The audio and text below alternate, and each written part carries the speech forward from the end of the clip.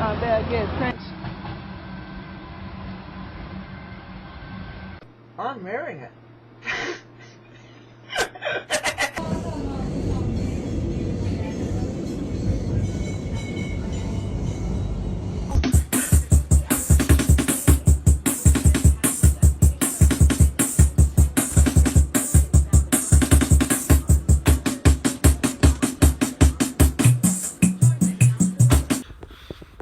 Good everybody, Stuart Woods here. Welcome to Woodsy TV today. In this special edition of Woodsy TV, I had just got this computer back. I just got that computer back today from my friend, where it was loaned by who loaned it off me. It came back in a sorry state, so it needs to be repaired. So it needs a bit of a service to get it going again. So in today's video, I'm going to attempt to get it working again. The last time this machine was here, it was going. So let's see what the problems are, and let's see if we can repair it. As you can see here, the front panel's fallen off because of lack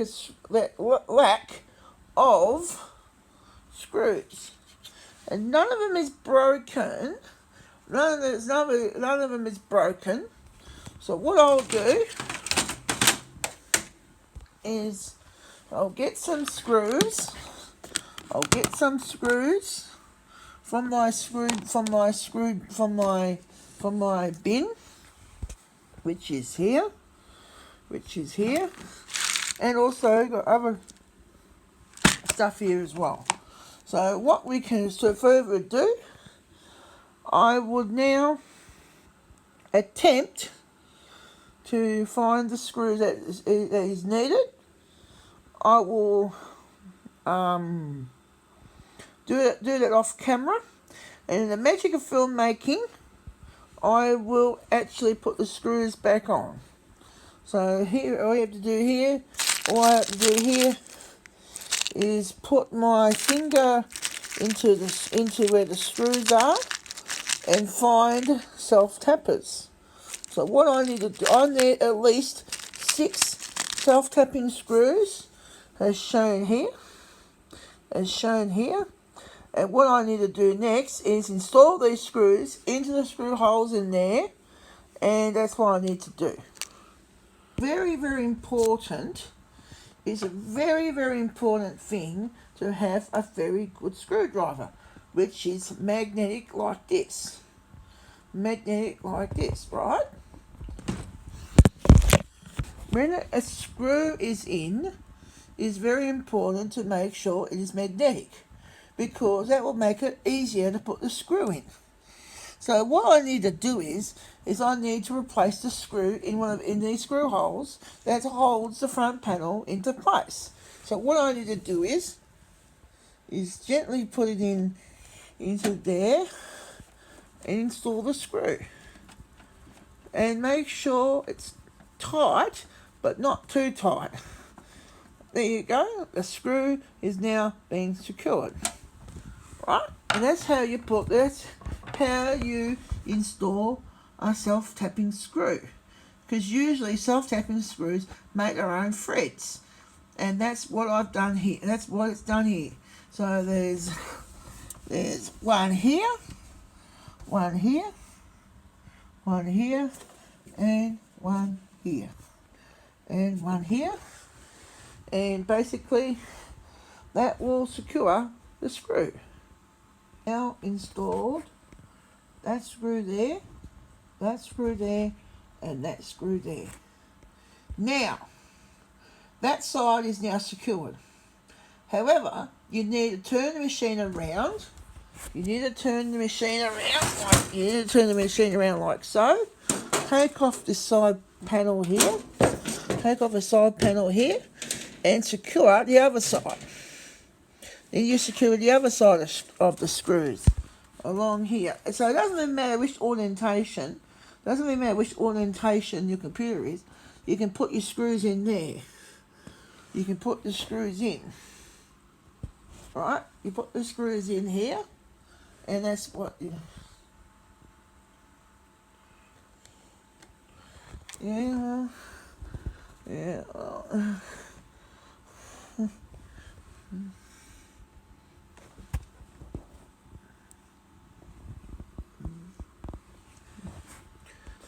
Now, to install screws into a PC, you have to make sure that the screws are the right size and right thread. Otherwise, it would not go in. It would not be tight. It would not be tight. So, basically, it is about making sure that the screws are correct. So basically, it's basically understanding how the computer's been put together, and by using the correct screw size and screw holes. This is very, very important to make sure that the computer is secured properly. Parts of the computer are secured properly and not loose. See here? Yep. Now, one screw alone will hold this front panel. Now, one screw alone will hold down. One screw will make sure, even one screw in a panel will make sure that the case, that one screw there, along those 3 other screws, will make sure that that front panel is secured.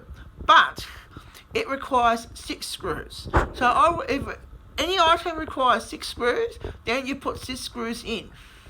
This will ensure proper installation of the component, of any component.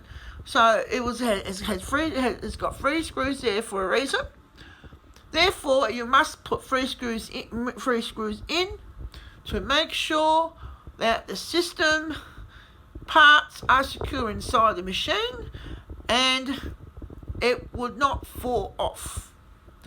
I have seen people put computers together. I've seen computers being put together and it was stuck down by duct tape.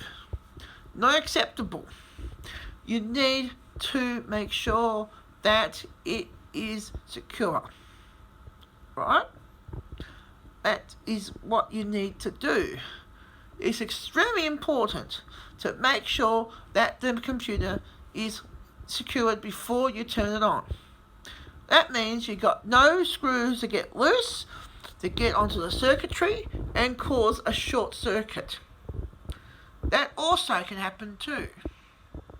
I remember one time that I heard a friend told me that he put the AT power supply connectors the wrong way round and it caused the machine to die with a lot of smoke.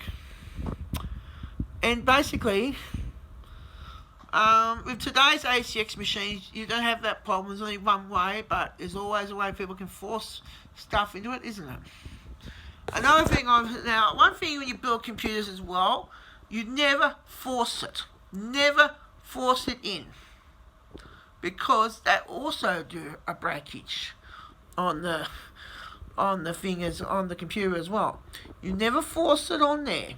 Never push and force it. That's another thing you don't do. Take it easy, be patient, and it will all fall into place. I have now installed the 2 last screws for the front panel. Now, this tricky bit. You put the side panel on the computer. Now you need to put the panel. Now put the side panel on.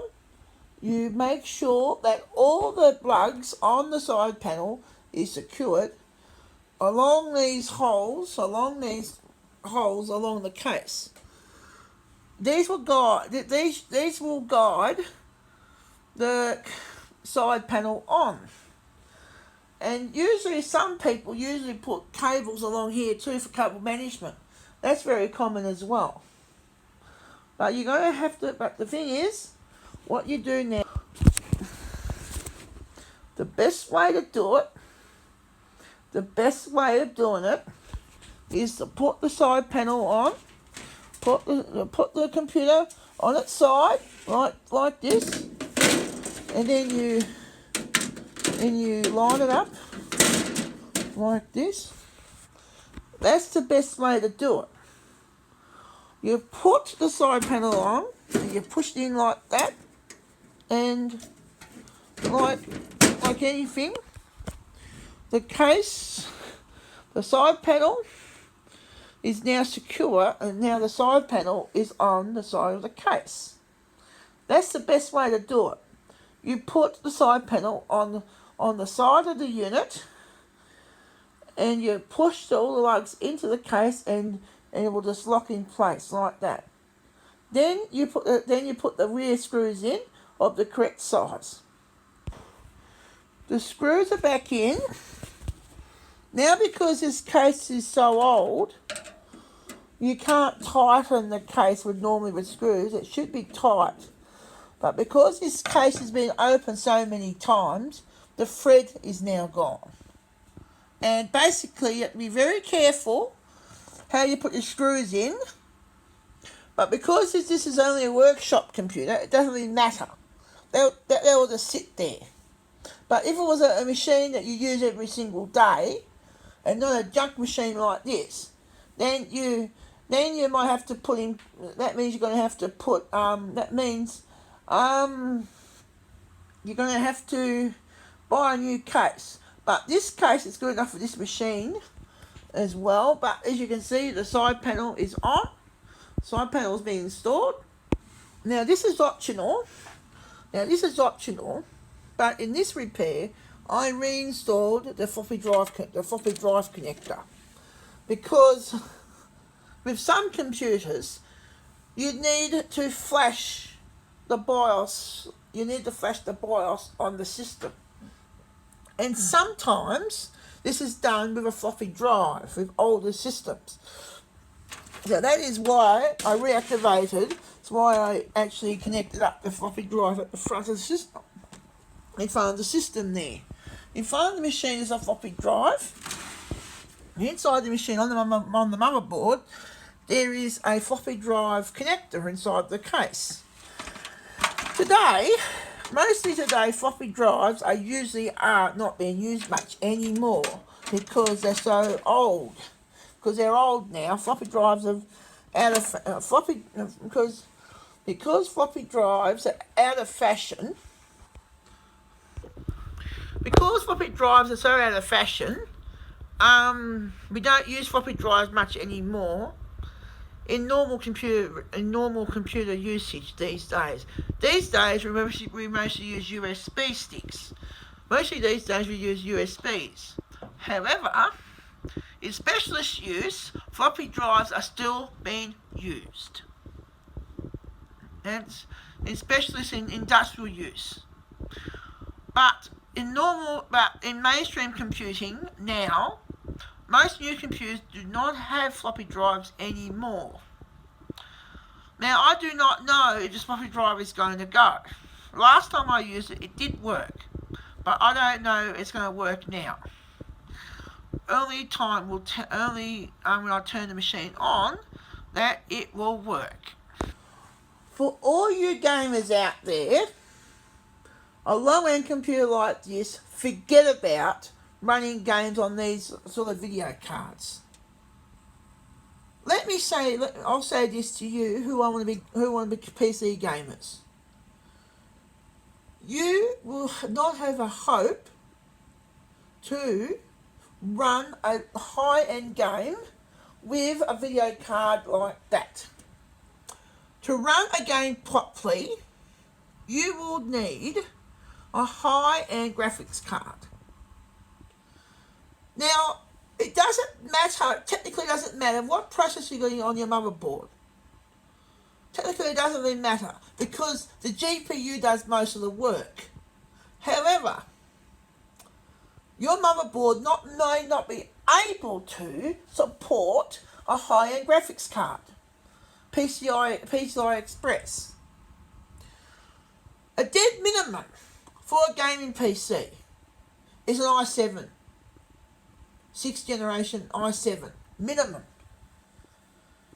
Now you could run it, you could use it on the 3rd generation i7, as long as it has got a PCI Express slot in there. However, an older motherboard may not take full advantage of the performance that the GPU card, the video card, will deliver. Newer video cards do not use VGA and maybe DVI. It's only HDMI. HDMI is high definition multimedia interface. That's what HDMI stands for. Now you need to have a HDMI monitor to run high-end games if you want to run high-end games. However, games do have certain degrees of, it's got settings in the game to turn off and turn on certain graphics, certain graphical details. The Sims 4 has got that feature. You can run Sims 4 on a low-end system, but it will be extremely jerky and extremely slow. The idea is, for a good gaming experience, is have a good graphics card. That is number one. It doesn't matter how powerful your processor is, regardless how powerful your motherboard is, and regardless how your APU and CPU is, it doesn't matter. You need a good graphics card to run the game properly. And basically, there's a lot of high-end games that you can buy. Now, this case is too small for running graphics in. Now, if you want to do video editing, it's a similar thing. You cannot use a low-end graphics card like that for that. Definitely not. You need a high-end system to do it in. A high-end system is paramount for graphics performance in Adobe software like Photoshop and Adobe Illustrator and Adobe Photoshop to do your thumbnails in. This is not a good YouTuber's computer. Now you might think about getting a Mac computer. Well, MacBooks, current MacBooks today have got good graphics cards built in, but it's very, very expensive. Traditionally with Macs, they were the go-to tool for video editing and desktop publishing back in the 1990s, because Macs were more powerful than PCs were at that time. Were more powerful and more geared towards those sort of applications. But a gaming PC today is pretty good for both applications, for gaming and video editing. They both require a good graphics card inside the unit. Onboard graphics cards are not adequate for high-end graphics usage. It's only used for only for basic stuff like word processing, office work, and web surfing. That's all.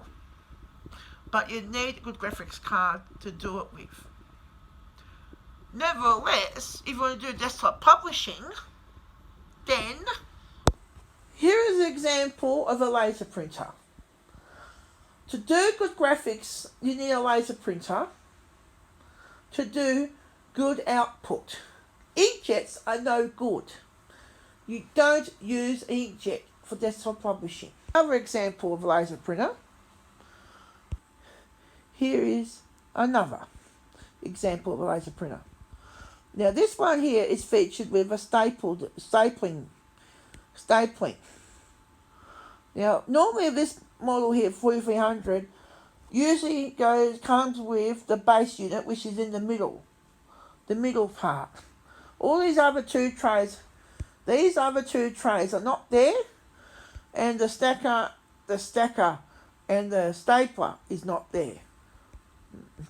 Not even the duplex unit. Now this is what I call the smoke test. As you can see here, I've got the system connected up to the power, and I have not turned on yet. I'm going to see if it'll power up. Let's do the smoke test to see if the machine does turn on. This is what I call the smoke test. I've got all connected up, all of it connected up at the back of the system, connected it all up, and this what I call the smoke test. And this is the smoke test, and we'll see if the system will blow up or the system will boot up normally. Now here it goes. Let's turn it on. Here it goes.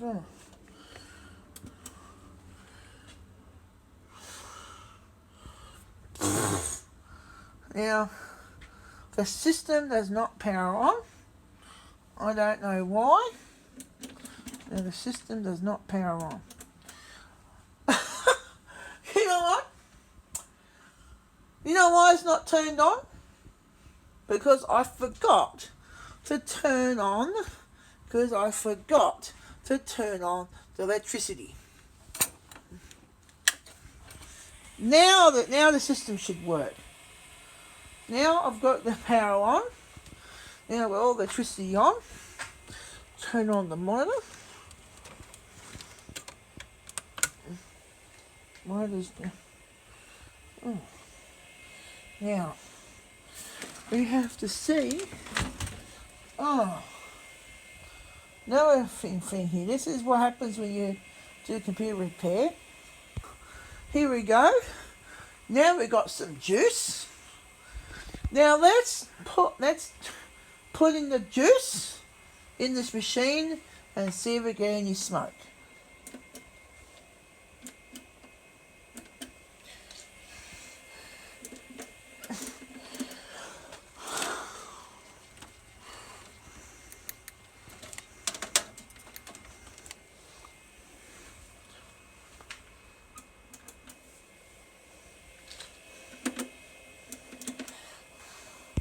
Now we have discovered the machine does not power up, but it's no loss there. Any one of these cables is not seated properly. That's the first thing you check. When you have done a computer being booted, the computer does not power up like this. First thing you try is reset, unset the power supply connectors, which is this bad boy here. That connector there, it goes onto the board. There's that bad boy down there. Another thing it could be is that power connector up there, or even the power supply. It's got to be one of the three. Now I took off that cable. You push down the lug on the side of it, and you make sure that the power cable is pushed in correctly. You see the cable there like that. That is not normal like that. You have to make sure that it's pushed in. Now you make sure you do a push and a tug. You do a bit of a tug in right there into the motherboard. You must have it all in properly installed for it to work properly. So here it goes. Here it goes.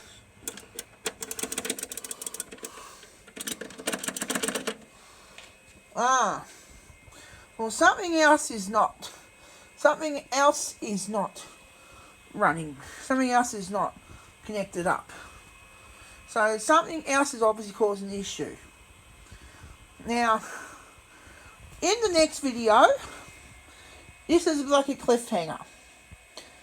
In the next cliffhanger, we'll see what's causing the real problem. Now, I will go through the system off camera to see what the problem is really. and then I'll give you a step-by-step troubleshooting guide. But the first thing you have to make sure is the motherboard, you make sure that the power supply is working properly, right? You make sure juice is going in there. I heard some crackles at the power supply connector, and there is some crackles there.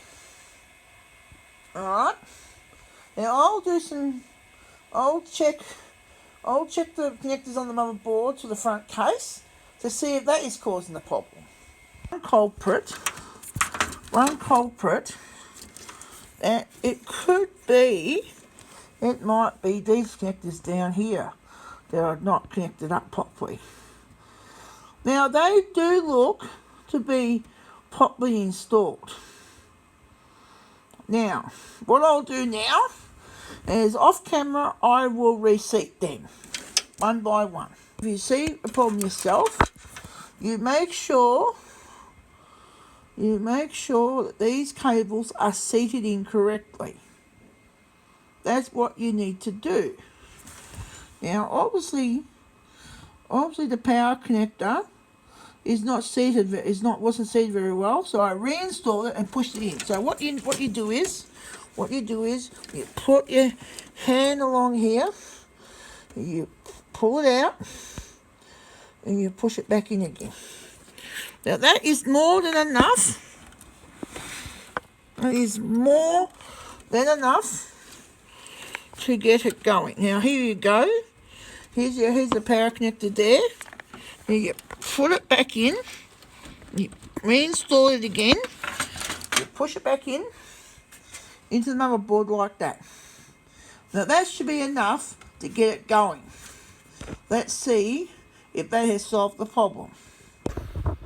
When it comes to computer troubleshooting, it's not straightforward. It is diverse of problems that you can encounter when you do computer repair. The first thing you do is just simple disconnecting the power cable. Like that. That's all you need to do for now. Then you press the power button.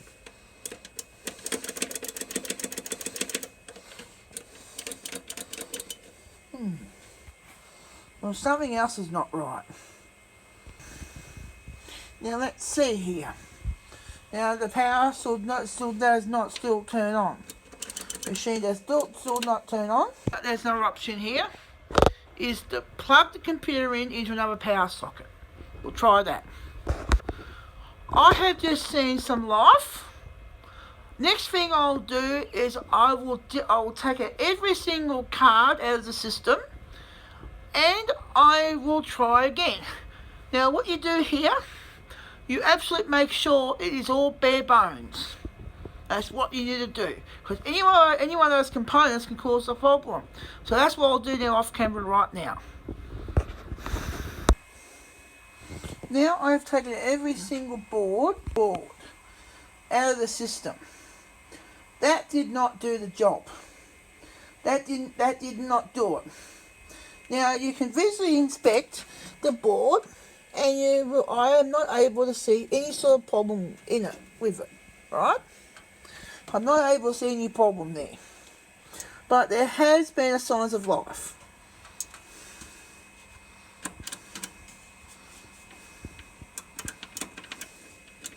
Now next in line is taking off all the SATA cables. Now absolutely everything I have disconnected everything on the board. Absolutely everything, including USB. Because that USB is also known to cause us all problems too. So now, surely now, I've taken everything out. Surely the machine will now power up.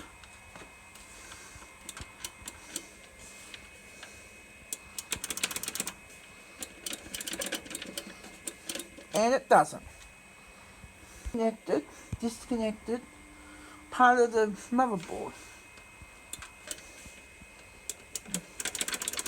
Now it still doesn't want to power up. This is not. Anyhow, this is all for today. Today we're going to get this machine to work. next time I deal with this machine, I'm going to do some tests off camera to see what is actually wrong with it, and then I'll explain to you how I troubleshooted it. Okay? Thank you so much for watching today's tech video today. I'm sorry I didn't get the machine to work today, but you never know with computers.